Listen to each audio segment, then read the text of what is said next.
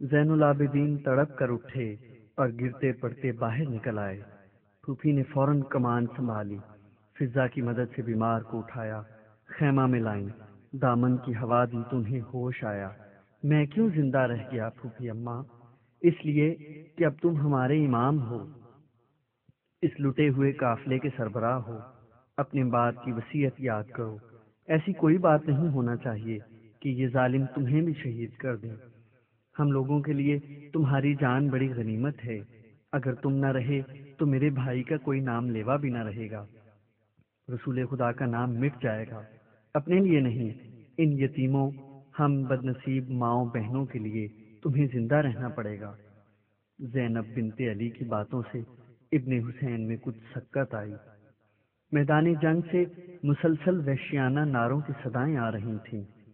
فوج پر جنونی کیفیت طاری ہو چکی تھی۔ فاتح سپاہ نے لوٹ شروع کر دی تھی اور خیموں میں گھس آئے اور سامان اٹھا اٹھا کر بھاگنے لگے۔ بچے سہم کر ماؤں کی گودوں میں چھپ گئے۔ ظالم درندوں کے ڈراؤنے چہرے دیکھ کر ان کی جان سوکھی جا رہی تھی۔ مال اسباب تھا ہی کتنا، امام خزانہ لے کر نہیں چلے تھے اور نہ ہی ان کے پاس مال و دولت تھا۔ لوٹنے والوں کو سخت نا امیدی ہوئی۔ عورتوں کے سروں سے چادریں کھینچ لیں۔ ماؤں نے جلدی جلدی اپنے اور بچوں کے گلے کان میں جو توق کڑے کنگن تھے اتار اتار کر بیچ خیمے میں پھینکنے شروع کر دیے، مگر سکینہ کو اپنے کانوں کے آویزے بہت عزیز تھے۔ یہ بابا نے عیدی میں دیے تھے۔ انہوں نے دونوں ہاتھوں سے کان چھپا لیے اور بھاگ کر بیمار بھائی کے پہلو میں چھپ گئیں کہ شاید انہیں کوئی نہ چھیڑے گا اور یہ چھپی رہیں گی۔ مگر یہ لوٹ مار ایک نفسیاتی کھیل تھا تاکہ فوج کے دل میں جو آل رسول کی دہشت بیٹھی ہے اسے زائل کیا جا سکے۔ اس لیے یہ ضروری سمجھا گیا کہ کوئی رعایت مروت نہ برتی جائے تاکہ سپاہیوں کی ضمیر ملامت نہ کریں۔ خولی ہنستا ہوا سکینہ کی طرف لپکا، مگر شمر نے اسے پیچھے دھکیل دیا اور آگے بڑھا اور شکار کو دبوچ لیا۔ ہاتھ مروڑ کر کڑے اتار لیے اور کانوں سے آویزے اتارنے لگا تو سکینہ چیخیں۔ ظالم نے کس کے بچی کے پھول سے گالوں پر 2 تماچے لگائے اور جھٹکا مار کے آویزے نوچ لیے۔ لہو لہان بچی بھائی کے ہاتھوں میں بے ہوش ہو گئی۔ ابن حسین نے چاہا ظالم پر حملہ کر کے اس کا گلا دبوچ لیں، مگر پھوپھی نے دامن تھام لیا۔ نہیں بیٹے، ان کمینوں کو شہ ملے گی، سہ جاؤ میرے لال، اور جو بھی ذلتیں سہنی پڑیں سہ جاؤ۔ دیکھنا ہے ان کی درندگی انہیں کہاں تک بڑھ جانے پر اکسائے گی۔ لوٹنے کے بعد حسب دستور خیموں میں آگ لگائی گئی۔ کوئی بھی ایسی رعایت نہ برتنی چاہیے کہ فوجیوں کو یاد آ جائے کہ یہ بد نصیب ان کے پیغمبر کی اولاد ہیں۔ ڈرامہ پوری آن بان سے کھیلا جانا چاہیے۔ آگ لگتے دیکھ کر زینب بنت علی کو بھائی کے الفاظ یاد آ گئے۔ علی کی دلیر بیٹی، ہمت کو ہاتھ سے نہ جانے دینا، تم اس لٹی فوج کی سپہ سالار ہو۔ اور خیبر شکن کی بہادر بیٹی نے اپنا کردار نبھایا، بکھرتے خاندان کو دونوں ہاتھوں سے سمیٹ لیا، جلدی جلدی سب کو جلتے ہوئے خیموں سے ہٹا کر دوسرے خیموں میں پہنچایا۔ خیمے اس طرح قطار میں نصب کیے گئے تھے کہ ایک کا در دوسرے کے در سے جڑا ہوا تھا۔ بچوں اور عورتوں کا برا حال تھا، پیاس اور نکاہت سے چکر آ رہے تھے، روتی تھیں مگر آواز نہ نکلتی۔ سروں پر چادریں نہ تھیں، شرم اور ذلت کی ماری دوہری ہوئی جا رہی تھیں۔ زینب ایک ایک کا ہاتھ پکڑ کر گھسیٹتی، کسی کو چمکارتی، کسی کو سختی سے ٹوکتی۔ جب دوسرے خیمے نے آگ پکڑی تو سب نے تیسرے میں پناہ لی، مگر آگ بڑھتی آئی۔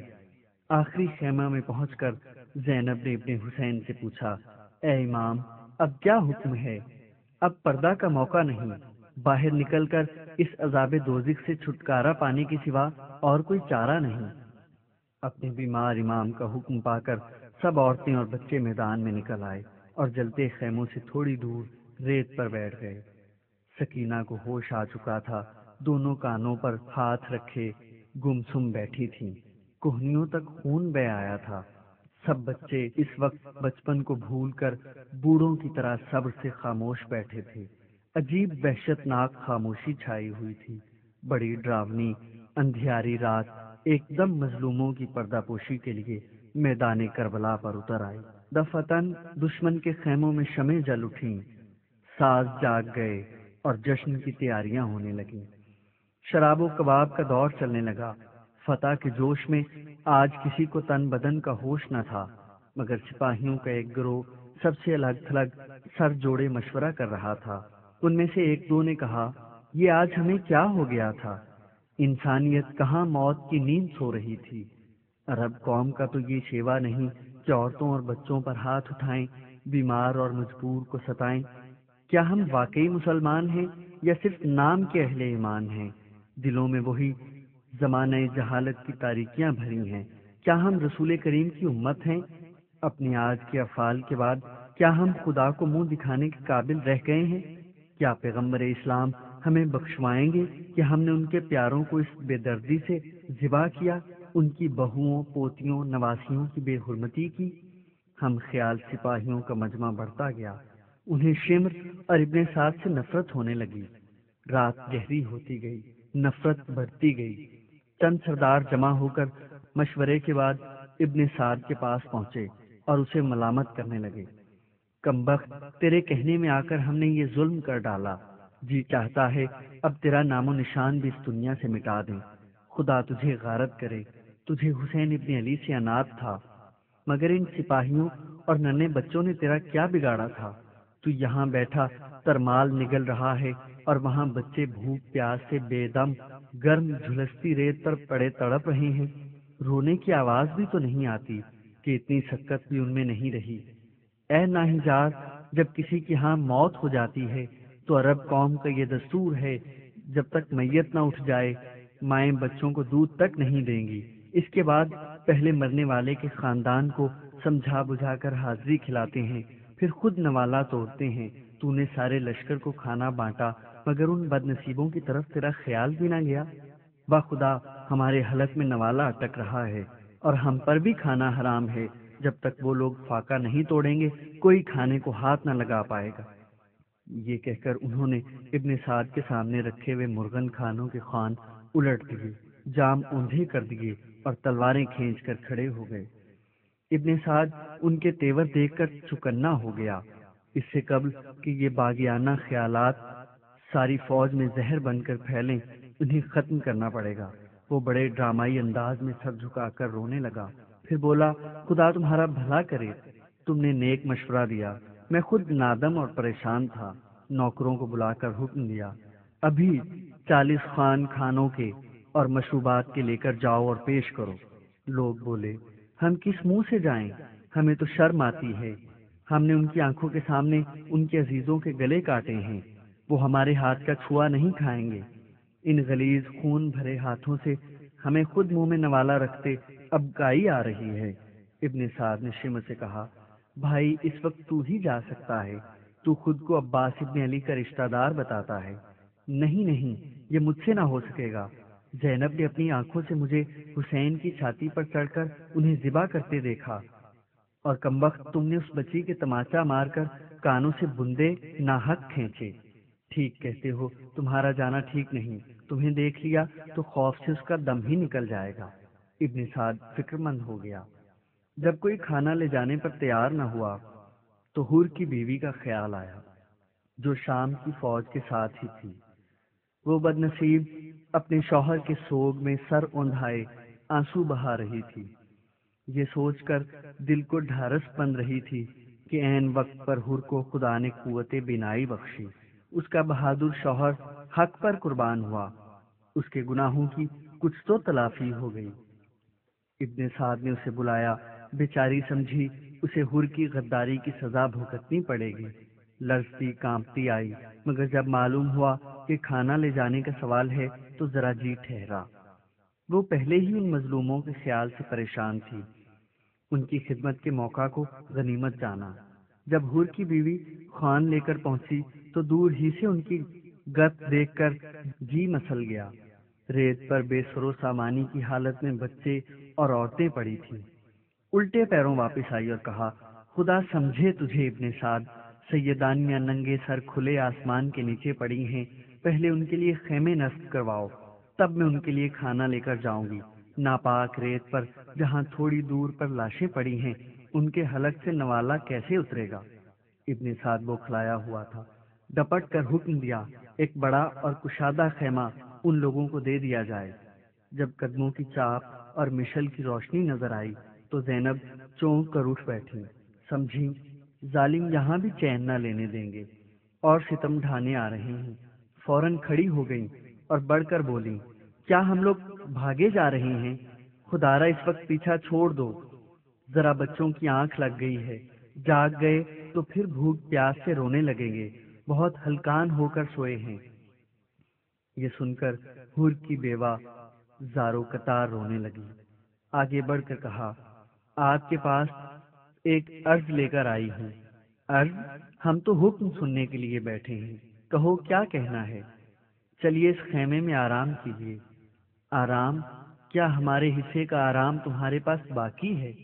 بی بی، میں آپ کی کنیز حور کی بیوہ ہوں۔ خدا بخشے حور کو بہن، تم نے پہلے کیوں نہ بتایا؟ تمہارے شوہر نے کس شان سے امام کی محبت نبھائی، خدا جانتا ہے ہمارا بال بال ان کا احسان مند ہے۔ احسان تو میرے اوپر ہوا، امام نے انہیں راہ راست دکھائی، ان کا انجام بخیر ہوا، شہادت نصیب ہوئی۔ بی بی، آپ کو کس منہ سے امام کا پرسہ دوں، آپ کی لونڈی ہوں۔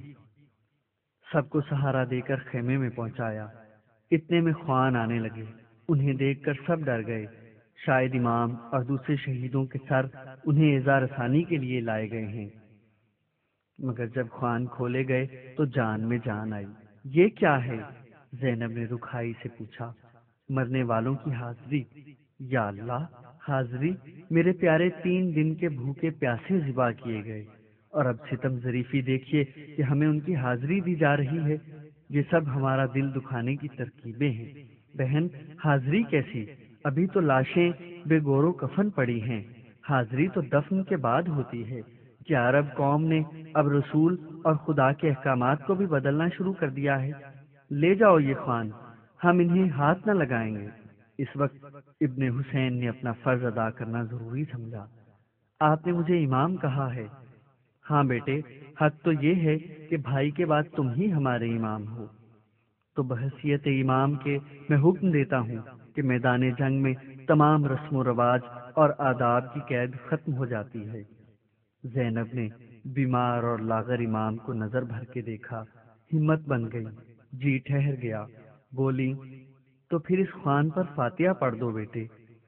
امام نے فاتحہ پڑھی، بچوں کو جگا جگا کر ان کے حلق میں بوند بوند پانی ٹپکایا کہ کہیں اچھو لگ کر دم نہ نکل جائے۔ حلق بند ہو گئے تھے، بڑی مشکل سے گلے تر ہوئے، پھر گھونٹ اترنے کے قابل ہوئے۔ سکینہ کو پانی دیا تو وہ خوشی سے تالیاں بجانے لگی۔ چچا جان پانی لے آئے نا، میں نے کیا کہا تھا، فوج کی مجال نہیں جو میرے چچا جان کو روک سکے۔ زینب چپ کٹورا تھامے رہی۔ مگر ہم تو چچا جان کے ہاتھ سے پانی پئیں گے۔ زینب کا ہاتھ کانپا اور کٹورا چھلک گیا۔ پیاری بٹیا، ہمارے ہاتھ سے نہیں پیو گی؟ ابن حسین نے بہن پر جھک کر کہا۔ پی لوں گی، مگر پہلے یہ بتائیے ہمارے چچا جان اور بابا کہاں ہیں؟ ہم ان سے اس آدمی کی شکایت کریں گے جس نے ہمارے کان نوچے اور تماچے بھی مارے۔ بڑی مشکلوں سے سب نے 2 لقمے کھا کر پانی کا گھونٹ حلق سے اتارا۔ ایسا معلوم ہوتا تھا حلق نگلنا بھول گیا ہے۔ بھیا، سکینہ تھوڑی دیر بعد بولی، ہاں بی بی، ہمارے تماچوں اور کان کھینچنے کا حال چچا جان کو نہ بتائیں تو اچھا ہے، انہیں غصہ بڑی جلدی آتا ہے، غصہ آ گیا تو غضب ہو جائے گا، پھر لڑائی شروع ہو جائے گی۔ ان چند دنوں کی بھوک پیاس میں سب کی ہڈیاں نکل آئی تھیں، جلد جل گئی تھی، اعصاب چکنا چور ہو گئے تھے، بچے تو سو گئے، مائیں سسکیاں بھرتی رہیں، کروٹیں بدلتی رہیں۔ زینب کی آنکھیں انگاروں کی طرح سلگ رہی تھیں، بھائی کے قتل پر ایک آنسو بھی نہ بہایا تھا۔ خیمے سے تھوڑے فاصلے پر پیاروں کے لاشیں بے گور و کفن پڑے تھے۔ امام نے سب کے کپڑے قتل کیے جاتے وقت چاک کر دیے تھے کہ پھٹے ہوئے کپڑے کون اتارے گا، اور اس طرح شاید لاشیں برنا ہونے سے بچ جائیں گی، مگر درندگی کی آنکھیں نہیں ہوتی۔ نہیں، ابھی رونے کی مہلت نہیں، جنگ ختم نہیں ہوئی ہے، صرف حالات نے کروٹ بدلی ہے۔ ابھی تو اور مار کے سر کرنا ہے، ابھی تو بہت کچھ سر سے گزرنا ہے۔ پچھلے پہر سبھی گھڑی بھر کو غافل ہو گئے۔ ام رباب نے چونک کر دیکھا، سکینہ پہلو میں نہیں، شاید پھوپھی کے پاس چلی گئی۔ ادھر بھی نظر نہ آئی تو اٹھ کر چاروں طرف ڈھونڈا، پکارنے کی ہمت نہ ہوئی کہ سب کی نیند حرام ہوگی۔ پو پھٹ رہی تھی، شمع دم توڑ چکی تھی، دل پر پتھر رکھ کر واپس لیٹ گئی، مگر قرار نہ آیا۔ ہے بچی کہاں گئی؟ پھر تڑپ کر اٹھ بیٹھی، کہیں باہر تو نہیں نکل گئی؟ ہولے سے زینب کو جگایا، بی بی سکینہ نہیں ملتی، یہیں کہیں ہوگی۔ کہیں نہیں، شاید باہر نیند میں نکل گئی۔ دونوں دبے پیر باہر نکلی، خیمے کے آس پاس دیکھا، کچھ پتہ نہیں چلا کہاں گئی۔ یا خدا، کوئی جانور تو نہیں اٹھا لے گیا؟ دھندلی روشنی میں ریت پر ننھے ننھے پیروں کے تازہ نشان دیکھ کر جی کو ڈھارس بندھی، ادھر ہی چل پڑی۔ مقتل تھوڑے فاصلے پر تھا، ابھی ٹھیک سے اجالا نہیں ہوا تھا، کوئی پہرے دار بھی گھومتا دکھائی نہ دیا جس سے پوچھتی۔ سبھی تھکے ہارے گھوڑے بیچ کر سوئے تھے۔ دور دھندلکے میں کوئی چیز ہلتی نظر آئی، یہ ادھر ہی لپکی۔ دیکھا سکینہ بابا کی سر کٹی کچلی ہوئی لاش کے سینے پر سر رکھے سو رہی ہیں۔ شاید کوئی خواب دیکھا تھا جو کروٹ بدلی۔ ام رباب نے بمشکل اپنی چیخوں کو روکا اور جھک کر بچی کو اٹھانے لگی۔ نہیں، ہم بابا کے پاس سوئیں گے۔ بابا کی لاڈلی بیٹی مچل گئی۔ نہ میری شہزادی، زینب نے بچی کو اٹھا لیا۔ دیکھا بچی بخار میں جھلس رہی تھی۔ بابا بہت گہری نیند سوئے ہیں، ہم نے انہیں جگایا نہیں، چپکے سے لیٹے رہے۔ بچی بڑبڑا رہی تھی، پھوپھی جان، بابا کو سردی لگ رہی ہوگی، برف کی طرح ٹھنڈے ہو رہے ہیں، انہیں کچھ اوڑھا دیجیے نا۔ زینب نے کوئی جواب نہ دیا، خاموش ام رباب کو سہارا دیے چلتی رہیں۔ ام رباب کے پیر قابو میں نہ تھے، قدم قدم پر ٹھوکریں کھا رہی تھیں۔ بابا نے ہمیں پیار نہیں کیا، کیا ہم سے خفا ہیں؟ ام رباب کے صبر کا دامن چھوٹ گیا، دبی ہوئی چیخ نکل گئی۔ فوراً چار سپاہی لپکے اور سینے پر برچیاں رکھ دیں۔ ایک نے مشل بڑھائی، چکما دے کر بھاگنے کا ارادہ ہے۔ زینب نے سنگینے ہاتھ سے پرے کر دی۔ بچی نیند میں ادھر نکل آئی تھی، اپنے بابا کی چھاتی پر سونے کی عادی ہے۔ گھبراؤ نہیں، کوئی تمہارے چنگل سے نکل کر نہیں جا رہا ہے۔ سپاہی جھجک کر پیچھے ہٹ گئے۔ جب خیمے میں پہنچی تو جگار شروع ہو گئی تھی، بچوں نے پھر سسکنا شروع کر دیا۔ کبرا اپنی ہتھیلی کے زخم سے بے قرار تھیں۔ سہاگ کی چوڑیوں کے چپ جانے سے جو گھاؤ ہو گیا تھا وہ خشک ہو چلا تھا، مگر دل کا زخم لہو دے رہا تھا۔ بچوں کو سمجھانا آسان نہیں۔ امام حسین نے کبھی اپنے بچوں سے کوئی بات نہ چھپائی، نہ بہانے سے ٹالا۔ ابن حسین نے بھی بچوں کے ہر سوال کا جواب نہایت بے رحمی سے دے دیا تھا کہ جانے والے ہمیشہ کے لیے گئے، اب نہیں آئیں گے۔ بچے پھٹی پھٹی آنکھوں سے دیکھتے سنتے جیسے واقعی سب کچھ سمجھ گئے۔ تھوڑی دیر بعد پھر ضد کرنے لگتے، بابا کے پاس چلو، عباس چچا کو بلاؤ، اکبر بھائی کہاں گئے؟ اون و محمد کب تک باہر کھیلتے رہیں گے؟ ہم بھی ان کے پاس جائیں گے۔ قاسم بھیا کب آئیں گے؟ کبرا باجی روتی ہیں۔